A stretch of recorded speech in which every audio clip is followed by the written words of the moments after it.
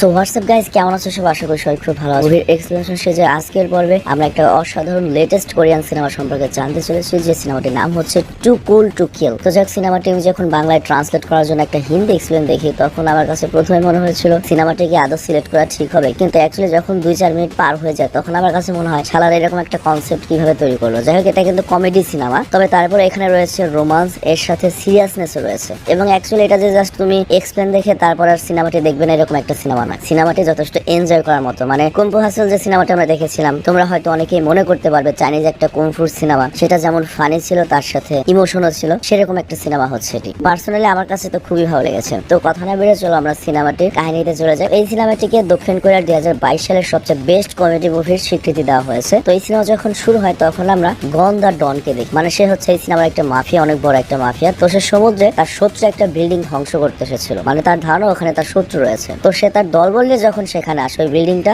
Bomb দিয়ে ধ্বংস করার জন্য, তখন আমরা দেখি ওই বিল্ডিং এ কার্ল নামে একটা অ্যাসাসিন, মানে ভাড়াটে খুনি রয়েছে, যে স্নাইপার নিয়ে লুকিয়ে গন দা ডনকে মারার জন্য এসেছিল। কিন্তু কার্লের মাথায় ছিল না যে গন দা ডন আবার ওকে মারার জন্য ওই বিল্ডিং এ বোম সেট করে রেখেছে। তো যাই হোক, গন দা ডনও করে কি তার শত্রু বিল্ডিং ধ্বংস করার জন্য ব্লাস্ট করে দেয়, আবার ওদিকে কার্লও করে কি গন দা ডনকে মারার জন্য গুলি করে। মানে আমি বিষয়টা বুঝিয়ে বলছি, গন দা ডন তো এসেছে তার শত্রু বিল্ডিং ধ্বংস করতে, আবার কার্লও এসেছে গন দা ডনকে মারার জন্য, বাট ওর আইডিয়া ছিল না যে বিল্ডিংটা ধ্বংস করতে গন দা ডন এখানে আসবে। তো যাই হোক, গন যখন বিল্ডিংটা ধ্বংস করে দেয় তখনই কার্ল হলো গুলি করেছিল। তো এই গুলিটা মিস হয়ে গন দা ডনের কান টাচ করে চলে যায়। তো যাই হোক, এরপর সিন শিফট হয়ে আমরা দেখি গন দা ডন হসপিটালে গিয়েছে সেই কালকে দেখার জন্য। অ্যাকচুয়ালি হয়েছে কি, গন দা ডন এখানে মনে করেছে সে তার শত্রুর বিল্ডিং ধ্বংস করেছে, কিন্তু ওই বিল্ডিং এ হয়তো কোনো ওয়ার্কার ছিল, তো সে হয়তো তার ওই ব্লাস্টে ফেসে গিয়ে আহত হয়েছে। মানে গন দা ডন ভিলেন হলেও বা মাফিয়া ডন হলেও তার মনটা মোটামুটি অনেক ভালো ছিল। তার ইচ্ছা সে শত্রুকে মারবে, কিন্তু হুদাই কোনো সাধারণ মানুষকে মারবে না। আবার এদিকে ওই কাল কিন্তু এত আহত হয়েছে যে সে কথা বলতে পারছে না, এমনকি ডক্টর বলে কিছুদিনের মধ্যে সে অন্ধ হয়ে যেতে পারে। তো গন দা ডন যখন এটা শুনে তার অনেক খারাপ লাগে যে তার জন্য একটা সাধারণ ওয়ার্কারের এই অবস্থা হলো। তো সে ডক্টরকে বলে ওর ভালো মতো খেয়াল রাখবে এবং যত টাকা লাগে আমি দেবো। তো কাল কিন্তু এইসব শুনছিল, আর তখনই গন দা ডনের ম্যানেজার আসে এবং বলে, স্যার আপনার কানে কিন্তু ইটের সুরকি লাগেনি, পিস্তলে গুলি লেগেছে এবং আমরা একটা বুলেটের কাভারও পেয়েছি, এবং আমি জানতে পেরেছি আপনার শত্রু আপনাকে মারার জন্য কার্ল নামের একটা ভাড়াটে খুনিকে পাঠিয়েছিল। তো এখানে গন দা ডন এবং গন দা ডনের লোক তারা কখনোই কার্লকে দেখেনি, কার্ল নামের লোকের নামও শোনেনি, এমনকি তারা জানেও না যাকে ওয়ার্কার মনে করে ওরা নিয়ে এসেছে এখানে চিকিৎসা দিচ্ছে সেই কার্ল, সেই মাফিয়া গন দা ডনকে মারতে এসেছিল। তার তখনই আমরা দেখি কার্ল তার হাত দিয়ে গুলির মতো ইশারা করছে, আর আমার কাছে পার্সোনালি মনে হচ্ছে যে ম্যানেজারকে ইন্ডিকেট করছে, মানে ডনের যে ম্যানেজার তাকে ইন্ডিকেট করছে, কিন্তু এটাকে বুঝতে পারে না। উল্টো ম্যানেজার বলে বেটা তোর খেয়াল রাখ, আর তারপর ওকে ব্যথাটাতে দিয়ে সেখান থেকে চলে যায়। আবার এদিকে আমরা দেখি গন দা ডন তো খেপে গিয়েছে, সে যেভাবে হোক কার্লকে হত্যা করতে চায়। আর তারপর আমরা দেখি সে যায় একটা সিনেমার সেটে, যেখানে একটা মুভির হিরোইন ছিল আর তার সাথে ছিল তার ভাই মিলান, সে আবার সিনেমার ডিরেক্টর। তো গন দা ডন বলে তোদের সিনেমা আমি প্রোডাকশন করেছি, এত টাকা খরচ করেছি, কিন্তু সেই সিনেমা ফ্লপ হয়েছে। এই সিনেমাও যদি ফ্লপ হয় তাহলে কিন্তু তোদের খবর আছে, আমাকে টাকা ফেরত দিবি, নয়তো তোর বোনকে আমি বিয়ে করব। তো মিলান তো তার বোনকে মাফিয়ার সাথে বিয়ে দিবে না, কিংবা অ্যাক্ট্রেসও বিয়ে করবে না। তো এই জন্য মিলান বলে আমি তোমার সব টাকা সময় মতো দিয়ে দেবো, জাস্ট একটু সময় দাও। আর তখনই একটা গুলির আওয়াজ হয়। গন দা ডন তো ভয় পেয়ে একেবারে মুতে দেয় এবং সে মনে করে আবার কাল হামলা করেছে তাকে মারতে, কিন্তু অ্যাকচুয়ালি মুভি সেটের একটা বেলুন ফেটেছিল। মানে আমি তোমাদের যেমন বলেছি এটা কিন্তু একটা কমেডি সিনেমা, অ্যাকচুয়ালি এক্সপ্লেন তো শর্টকাটে বলে দিচ্ছি, কিন্তু সিনেমাটার ভেতরে অনেক রস এবং মজা রয়েছে। তো যাই হোক, এই ঘটনা যখন ঘটে তখন ওই অ্যাক্ট্রেস বুঝতে পারে, মানে ওই নায়িকা বুঝতে পারে গন দা ডন মানে এই মাফিয়া কার্লকে অনেক ভয় পায়, আর এই জন্য সে গন দা ডনকে বলে আমি কার্লকে চিনি আর সে আমার অনেক বড় ফ্যান। আর গন দা ডন তখন বলে ঠিক আছে তাহলে আমার সাথে ওকে একবার দেখা করিয়ে দাও, আমি তোমার সব টাকা মাফ করে দেবো। মানে অ্যাকচুয়ালি গন দা ডন দেখতে যাচ্ছে যে কাল কতখানি ভয়ঙ্কর এবং ওর সাথে নেগোশিয়েট করা যায় কিনা। তো যাই হোক, নায়িকা রাজি হয়ে যায়, কিন্তু এখানে সে নিজেও যায় না কাল কে, দেখতে কেমন এবং কোনো আইডিয়াই নেই। তো এটা দেখে ওর ভাই মিলান ভয় পেয়ে যায়, বলে তুই এটা কি বললি, তুই জানিস ওরা কে, এখন আমরা কালকে কই থেকে নিয়ে আসবো, গন দা ডন তো আমাদের মেরে ফেলবে। তখন নায়িকা বলে দেখো গন দা ডনকে কালের সাথে মিট করানোর যে কথাটা আমি বলেছি, এতে কি হয়েছে, আমরা কিছুদিন সময় পেয়েছি, আর এই সময়ের মধ্যে আমরা আমাদের সবকিছু গোছগাছ করে এই দেশ থেকে পালিয়ে যাব, আর যদি না পারি কোনো একজনকে ভাড়াটে খুনি বানিয়ে কাল বানিয়ে ডনের সামনে নিয়ে যাব। আর ওরা যখন এই কথা বলছিল তখনই বাইরে একটা ছেলে আসে, আর এই ছেলেটা অনেকদিন ধরে সিনেমার নায়ক হওয়ার শখ, তো তার নাম হচ্ছে চ্যাং। তো ও যখন এসে কাকুতি মিনতি করে তখন নায়িকার মাথায় একটা আইডিয়া আসে, সে বলে তোমাকে আমি সিনেমার নায়ক বানাবো এবং আমার সাথেই তুমি নায়কের অভিনয় করবে, আর ওই সিনেমাতে তোমাকে একটা ভাড়াটে খুনির রোল প্লে করতে হবে, আর তোমার নাম হবে হচ্ছে কার্ল। তো আসার সাথে সাথে এরকম একটা চরিত্র পাওয়ার পর, নায়ক হওয়ার পর চ্যাং তো অনেক খুশি হয়ে যায়, আর চ্যাংকে কিন্তু এখানে আমাদের অনেক সহজ সরল দেখানো হয়েছে। তো যাক, এরপর ওরা দুই ভাই বোন করে ওকে বোকা বানায় এবং ওরা বলে তোমার অ্যাক্টিং কিন্তু একেবারে পুরোপুরি রিয়েল হবে, কোথাও ক্যামেরা দেখতে পাবে না, ক্যামেরা জায়গায় লুকানো থাকবে, যাতে সিনেমাটা সত্যিকারের মনে হয়, এবং এখানে কোনো স্ক্রিপ্ট ডায়লগও থাকবে না, তোমাকে কেউ কিছু শেখাবে না, একবারে পুরো ওখানে টেকিং নিতে হবে, সবকিছু রিয়েল এবং লাইভ হবে আর কি। এবং যখন যে সিচুয়েশন হবে তোমাকে সেই সিচুয়েশন অনুযায়ী ডায়লগ নিজে থেকেই বলতে হবে। তো এগুলো শুনে চ্যাং তো আরো খুশি হয়ে যায়। আর ডিরেক্টর তখন বলে, দেখো এই ধরনের সিনেমা পৃথিবীতে এর আগে কখনোই তৈরি হয়নি এবং এই সিনেমা তোমাকে সর্বকালের সেরা একটা অভিনেতা বানাবে। তো আমাদের চ্যাং তখন আরো খুশি। তো যাই হোক, এরপর ডিরেক্টর চ্যাংকে আরো খুশি করার জন্য বলে, এই সিনেমাতে তুমি যেমন সম্মান পাবে এর সাথে তুমি টাকাও পাবে, অনেক অনেক টাকা। তুমি গাড়ি বাড়ি নিয়ে চলবে, সাংবাদিকরা এসে তোমার ইন্টারভিউ নেবে, তোমার হাজার হাজার ফ্যান ফলোয়ার থাকবে। তো চ্যাং তখন বলে, আমি সিনেমার জন্য যে কোনো কিছু করতে পারি, আমাকে খালি বলুন কবে থেকে শুরু করতে হবে। তো তখন ডিরেক্টর বলে, কালকে থেকেই তোমার শুটিং শুরু। তো যেহেতু আমরা দেখি পরদিন তারা করে কি, আমাদের চ্যাং মানে কলুর বলদকে গন্ধ ডনের কাছে নিয়ে যায়। তো ওখানে মিলান করে স্টোরি বলে যে তোমার এখানে সিনটা কি। তো এখানে চ্যাং এর সিন হচ্ছে, সে হচ্ছে একটা অনাথ, তাকে একটা ইতালিয়ান ফ্যামিলি ছোটবেলাতে অ্যাডপ্ট করেছিল এবং সেই ইতালিয়ান ফ্যামিলি ছিল একটা মাফিয়া, আর সেখান থেকে সে বড় ধরনের একটা মাফিয়া হয়েছে বা ভাড়াটে খুনি হয়েছে। এবং ওকে বলে দেয়, তুমি যখন ভেতরে ঢুকবে তখন থেকে তোমার শুটিং শুরু হবে এবং যতক্ষণ পর্যন্ত আমি তোমাকে কাট না বলবো সেই পর্যন্ত অ্যাক্টিং চালিয়ে যাবে। তো ওকে এরকম 7-5 বুঝে গন্ধা ডনের কাছে নিয়ে যাওয়া হয়। তো ওদিকে গন্ধা ডনও জানতো কাল আসবে, ওর সাথে মিটিং করতে হবে। আর গন্ধা ডনের যত লোক ছিল তারা তো রেডি হয়েছিল কাল ঢুকলে ওকে মেরে ফেলবে। তো আমরা দেখি চ্যাং সেখানে গিয়ে সেই লেভেলের একটা পার্ট নিয়ে যায় এবং খুব অদ্ভুত আচরণ এবং ওভার অ্যাক্টিং করে এবং এমন এমন অ্যাক্টিং করে সবাই বিশ্বাসই করে নেয় যে এটাই কাল, কোনো ডর ভয় নেই, এত ফ্রিকুয়েন্টলি বসের সামনে এরকম করছে। আর তখন গন্ধা ডন জিজ্ঞেস করে, তুমি আমাকে কেন মারতে চেয়েছিলে? চ্যাং তখন বলে, ডিরেক্টর তো এটা আমাকে বলে দেয়নি। আর সে বলে, না আমি এটা জানি না, তবে তোমাকে আমি মেরে ফেলবো। আর তারপর চ্যাং করে কি, তার নকল গান বের করে এবং গন্ধা ডনকে ধরে ফেলে এবং হয় কি, ও গন্ধা ডনকে পিস্তল থেকে পেছাতে পেছাতে জানালার কাছে চলে যায়। আর জানালা ছিল খোলা, ও করে কি পেছন দিয়ে পড়েই যায়। তো এতে কি হয়, মানে সিনেমাতে যে ধরনের সিন হয় সেরকম একটা সিন হয়ে যায়। তো যখন বাইরে আসে তখন ডিরেক্টর বলে, বাহ তুমি তো সেই লেভেলের অ্যাক্টিং করেছো। কিন্তু তখনই ডনের ম্যানেজার আবার আসে এবং কালকে মানে আমাদের চ্যাংকে আবার ডাকে। আর তখন ডিরেক্টর পড়ে যায় বিপদে। আর সে করে গিয়ে চ্যাংকে আবার বলে, তোমার শুটটা ভালো হয়নি, তোমাকে আবার সব রিপিট করতে হবে, তুমি নতুন করে আবার সব অ্যাক্টিং শুরু করো। তো এরপর যখন আমাদের চ্যাং আমার ভেতরে ঢোকে, সে করে কি আগে যা যা করেছে ঠিক সেভাবে একই কাজ আবার করে। তো এবার গন্ধা ডন মনে করে এই শালা মনে হয় পাগল, তবে তারপরে ওর সাহস দেখে মনে হয় কাজেও লাগতে পারে। তো এই জন্য ডন ওকে অফার করে, তুমি আমার টিমে জয়েন করো। তখন আমাদের চ্যাং বলে, আমি আমার মালিকের বিশ্বাস ভাঙতে পারবো না, আমি অনেক বিশ্বস্ত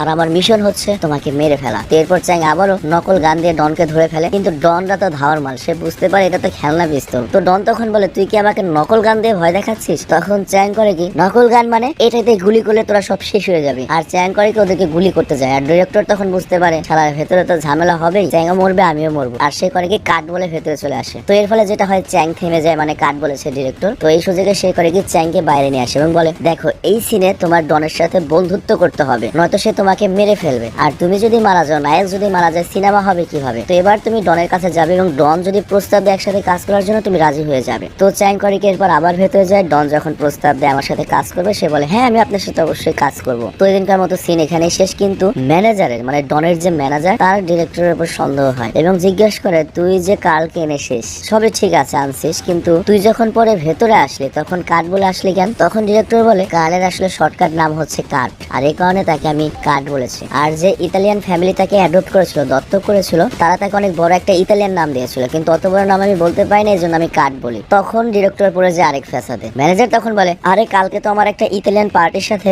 অস্ত্র ডিলিং এর মিটিং আছে, আর আমার এখানে তো ইতালিয়ান ভালো করে বলতে পারে না, তো যেহেতু কাল ইতালিয়ান জানে তাহলে আমি ওকে সাথে নিয়ে যাব, ও আমাকে সব ট্রান্সলেট করে দেবে। তো ডিরেক্টর তো ভয় ভয়ে রাজি হয়ে যায়। আর বাসায় এসে সে বোনকে সব বলে এবং বলে যে চ্যাংকে কিছু ইতালিয়ান শেখাও, নাইলে কিন্তু আমরা মার্ডার হয়ে যাব। তো এরপর করে কি চ্যাংকে দু একটা ইতালিয়ান ওয়ার্ড শেখাতে শুরু করে এবং ওকে কাহিনীটা বুঝিয়ে দেয় যে যে কোনো ভাবে তুমি যা পারো ইতালি বলে সেখান থেকে তুমি চলে আসবে, তোমার সিন হচ্ছে ওখানে জাস্ট ট্রান্সলেটর হওয়া এবং যান বাঁচিয়ে চলে আসা। তো ওকে যখন ইতালিয়ান শেখাতে যায় তখন ওরা দেখতে পায় যে ও আগে থেকে ইতালিয়ান জানে। তো এরপর তোরা আরো খুশি হয়ে যায়, সোনার উপর সোহাগা। তো পরের দিন আমরা দেখি রেডি হয়ে ক্যাফেতে যায় আমাদের কার্ল ম্যানেজারের সাথে, মানে আমাদের চ্যাং। তো ম্যানেজার সেখানে ইতালিয়ান ক্লায়েন্টের সাথে গানের ডিল করতে গিয়েছিল। তো চ্যাং ম্যানেজারের সাথে গিয়েই বলে, দেখো দরজার পেছনে মেশিন লাগানো রয়েছে যাতে ভালো মতো পুরো রুমে শুট করা যায়। তো ম্যানেজার এটা শুনে তো ভয় পেয়ে যায়, সে মনে করে চ্যাং হয়তো মেশিন গান সেট করে এসেছে যাতে পুরো রুমে বিপদে পড়লে শুট করা যায়। কিন্তু অ্যাকচুয়ালি ডিরেক্টর চ্যাংকে বলেছে যে ক্যামেরা দরজার ওখানে রেখেছি যাতে পুরো রুম কভার করা যায়, তুমি ওখানে ভালো মতো অভিনয় করো। মানে হয়তো তোমরা বুঝতে পেরেছো ব্যাপারটা কি হয়েছে। আমাদের চ্যাং তো এখনো সিনেমার মধ্যে রয়েছে, ও তার বাস্তবের মধ্যে নেই। তো যাই হোক, এরপর ক্লায়েন্ট আসে ইতালিয়ান ক্লায়েন্ট, আর সে টাকা দিয়ে পিস্তল চায়। তো চ্যাং এর দায়িত্ব ছিল ওই পিস্তলের বক্সটা নিয়ে আসবে। তো সে করেছে কি পিস্তলের বক্সটা নিয়ে এসেছে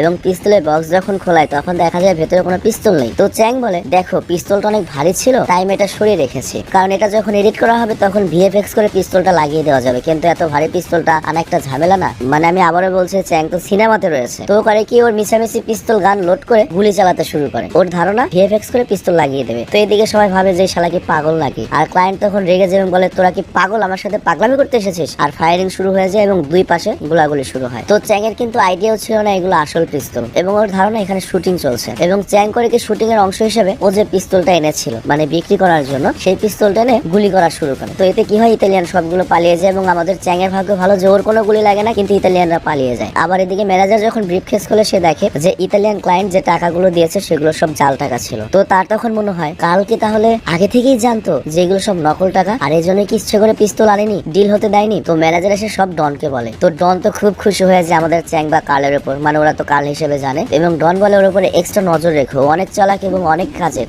এরপর আমরা দেখি চ্যাং আসে ডিরেক্টরের কাছে এবং বলে আজকে আমি সেই লেভেলের একটা শুটিং করেছি, তুমি এই শুটিং এর ফুটেজ আমাকে দাও, আমি অনেক ভালো একটা অ্যাকশন করেছি, আমি একবার দেখতে চাই। তো ডিরেক্টর এগুলো কই থেকে দেবে, ডিরেক্টরকে এগুলো ভিডিও করেছে। সে উল্টো বলে দেখো তুমি যদি সিনেমা পুরোপুরি কমপ্লিট হওয়ার আগে যদি তোমার ফুটেজ দেখো তাহলে তো তুমি অমনোযোগী হয়ে যাবে, তুমি তোমার কাজে ফোকাস করো, এগুলো পরে দেখবে। তো এরপর ডিরেক্টর করে কি ওকে বিশ্বাস করানোর জন্য বলে যে তোমার একটা রোমান্টিক সিন রয়েছে, এর জন্য তোমাকে রেস্টুরেন্টে যেতে হবে। তো এরপর আমরা দেখি রেস্টুরেন্টে গিয়ে ওর বোনের সাথে চ্যাং এর একটা ছোট্ট ভিডিও শুট করায়, আর তারপর চ্যাংকে সেটা দেখায়। আর তখন চ্যাং বলে বাহ সেই তো হয়েছে, এবং চ্যাং মনে করে সবকিছু তাহলে ঠিক আছে, কিন্তু ম্যানেজার আবার লুকে এই সবকিছু দেখে ফেলে। মানে ডন তো বলেছে ওকে খোঁজ খবর রাখতে, মানে আমাদের যে চ্যাং মানে আমাদের যে নকল নায়ক তার বাপ মা চ্যাং এর সাথে দেখা করতে এসেছে। তো চ্যাং সেখানে ছিল না, তো ওখানে আমাদের নায়িকা ছিল। তো চ্যাং এর মা নায়িকাকে বলে দেখো ও আমাদের ছেলে নয়, আমাদের ছেলে অনেক আগে মারা গিয়েছে, আর চ্যাং আমাদের ছেলের বন্ধু ছিল, আর আমার হাজবেন্ড আগে থেকে অসুস্থ এবং অন্ধ। তো সে যদি জানতো আমার ছেলে মারা গিয়েছে তাহলে সে হয়তো মারাই পড়তো, আর এর জন্য ও আমাদের ছেলে হিসেবে গত 10 বছর ধরে অ্যাক্টিং করছে যাতে আমার হাজবেন্ড সবসময় খুশি থাকে। তো এটা যখন নায়িকা শুনে সে অনেক কষ্ট পায়, তার কাছে তখন মনে হয়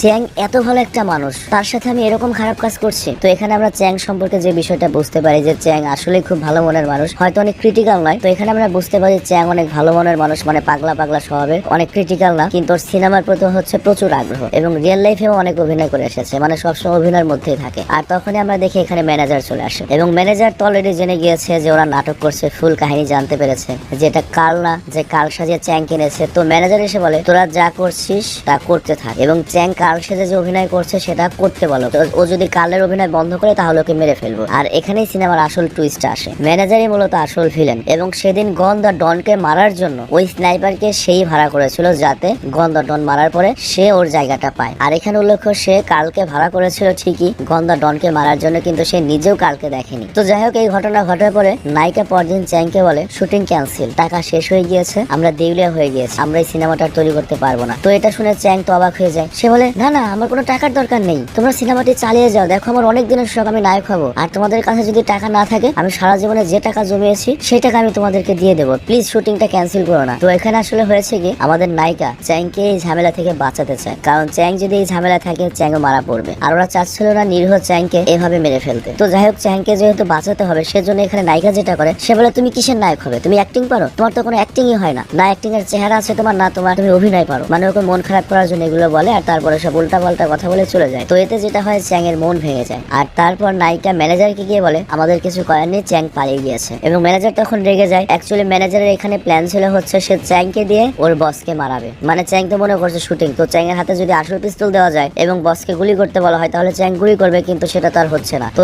এর জন্য ম্যানেজার করে কি ডিরেক্টর এবং নায়িকাকে মারতে যায়, আর তখন এখানে চ্যাং চলে আসে। তো চ্যাং এসে মনে করে এখানে শুটিং চলছে, আর সে ডিরেক্টরকে বলে আমি জানি তোমাদের টাকা শেষ হয়ে গিয়েছে, তবে তারপর আমার সব সেভিংস এর টাকা আমি দেবো, সিনেমাটা শেষ করে একবার দেখো সিনেমাটা চলতেও পারে। আর তখন ম্যানেজার বলে সমস্যা নেই, এই শুটিং এর টাকা আমি দেবো, কিন্তু আমার একটা কথা হচ্ছে আমি যেভাবে বলবো সেভাবে করতে হবে, এবং এখন থেকে এই সিনেমার ডিরেক্টর আমি। তখন চ্যাং বলে তুমি কিভাবে ডিরেক্টর হও, তুমি তো এই সিনেমাতে আমার চেয়ে ছোট রোলে রয়েছো, তুমি তো ভিলেন, তুমি তো ছোট রোল করছো। তখন ম্যানেজার বলে টাকা যেহেতু আমি দেবো তাহলে তো আমার কথা মতো সব চলতে হবে। তো যাই হোক এখানে আমাদের নিরীহ চ্যাং পরে রাজি হয়ে যায়, কিছু তার করার নেই, কারণ সিনেমার পাগল, কারণ সে নায়ক হওয়ার জন্য পাগল। তো এখানে ম্যানেজার বলে পরের সিনে তোমাকে গন দা ডনকে মেরে ফেলতে হবে, কারণ সিনেমার কাহিনী হচ্ছে তুমি যদি গন দা ডনকে না মারো তাহলে গন দা ডন তোমাকে মেরে ফেলবে, আর তুমি যেহেতু সিনেমার হিরো তোমাকে তো বেঁচে থাকতে হবে। তো যাই হোক চ্যাং মনে করে এটাও একটা অ্যাক্টিং এর অংশ, সে ডনের কাছে গিয়ে ডাইরেক্ট শুট করে দেয়। তো চ্যাং তো মনে করে সে না জানি কত ভালো অ্যাক্টিং করেছে, কিন্তু অ্যাকচুয়ালি এখানে ডন মরে যায়, এবং চ্যাংও বুঝতে পারে সে আসলে ডনকে মেরে ফেলেছে এবং তার হাতে আসল পিস্তল ছিল। আর এরপর ডনের লোকজন যখন জানতে পারে চ্যাং ডনকে মেরে ফেলেছে তারা চ্যাংকে জীবন্ত কবর দিতে যায়, আর এটা কিন্তু ম্যানেজারই সব করাচ্ছিল, ম্যানেজার কিন্তু উল্টো পোল্টি দিয়ে দিচ্ছে। তখন এখানে নায়িকা আসে এবং ম্যানেজারকে বলে তুমি প্লিজ ওকে ছেড়ে দাও, আর ম্যানেজার তখন বলে তুমি যদি আমাকে বিয়ে করো তাহলে আমি ওকে ছেড়ে দেবো। তো নায়ককে বাঁচানোর জন্য চ্যাংকে বাঁচানোর জন্য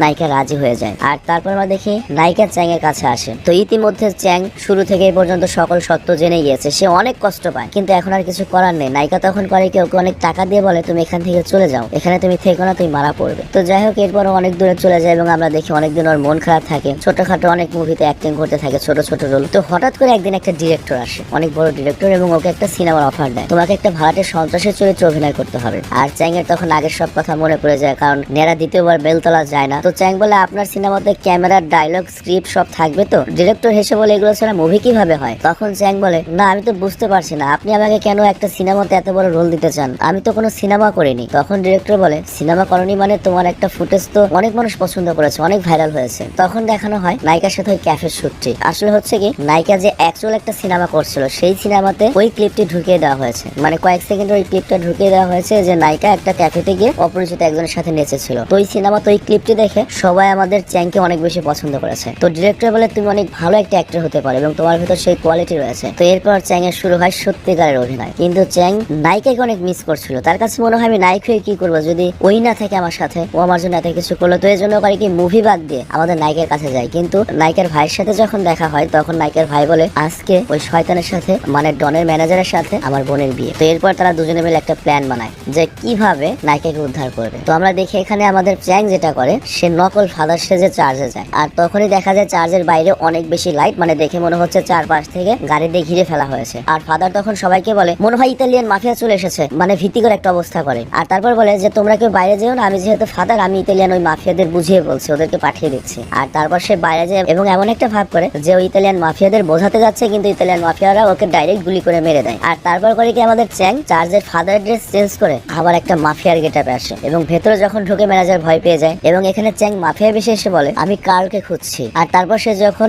নায়িকার ভাই মানে ডিরেক্টরকে দেখে, এই বেটা তুই কি কাল, আচ্ছা এদিকে আয়, দিকে আয়, বাইরে। তারপর ডিরেক্টরকে বাইরে নিয়ে ওকে গুলি করে মেরে ফেলার নাটক করা হয়। আর এগুলো যখন করা হচ্ছে তখন চার্জের ভেতরে একটা ভীতিকর অবস্থা তৈরি হচ্ছে। আর এগুলো আমাদের চ্যাংয়েরই প্ল্যান আর কি। আর তারপর চ্যাং ভেতরে আসে আবার এবং ম্যানেজারকে বলে দেখ আমি এখানে অনেক লোকজন নিয়ে এসেছি, তোদের সবাইকে তো কুচুকাটা করতে পারবো, কিন্তু তোকে আমি এক শর্তে ছেড়ে দিতে পারি, তুই যদি এই নায়িকাকে আমার হাতে ছেড়ে দিস তাহলে। অ্যাকচুয়ালি আমার বস নায়িকার অনেক বড় ফ্যান। তো তখন ম্যানেজার বলে আমার ওকে দরকার নেই, আপনি ওকে নিয়ে যান স্যার। এরপর করে কি, আমাদের চ্যাং নায়িকাকে নিয়ে বাইরে বেরিয়ে আসে এবং বাইরে এসে গাড়িটাই টান দিয়ে পালিয়ে যায়। আর এরপর যখন ম্যানেজার বাইরে আসে সে দেখতে পায় আরে এগুলো তো কোনো গাড়িটারই না, এগুলো তো সিনেমার সেট। তো যে চ্যাং এই নকল শুটিং এ সব হারিয়েছিল সেই চ্যাং কিন্তু এই নকল শুটিং দিয়েই নায়িকাকে উদ্ধার করে নিয়ে এসেছে। তো এরপর চ্যাংরা এখান থেকে পালাবে শহর থেকে। তো তারা করে কি নদীর কিনারে আসে, কিন্তু পেছন পেছন ম্যানেজারও চলে এসেছে এবং তারা করে কি চ্যাংকে ধরে ফেলে এবং চ্যাংকে অনেক মারতে শুরু করে। আর চ্যাংকে যখন মেরেই ফেলবে তখন চ্যাং ডনের লোকজনদেরকে বলে যে তোমাদের যে বর্তমান লিডার ম্যানেজার সেই তোমাদের আগের বসকে মেরেছে। কিন্তু কেউ তখন বিশ্বাস করে না, উল্টো ম্যানেজার চ্যাংকে তাড়াতাড়ি মারতে যায়। কিন্তু ভাগ্যক্রমে তখন আমরা দেখতে পাই যে মেইন ডন এখনো বেঁচে রয়েছে এবং সে আসল কার্লের সাথে চলে এসেছে। তো সবাই ভেবেছিল যে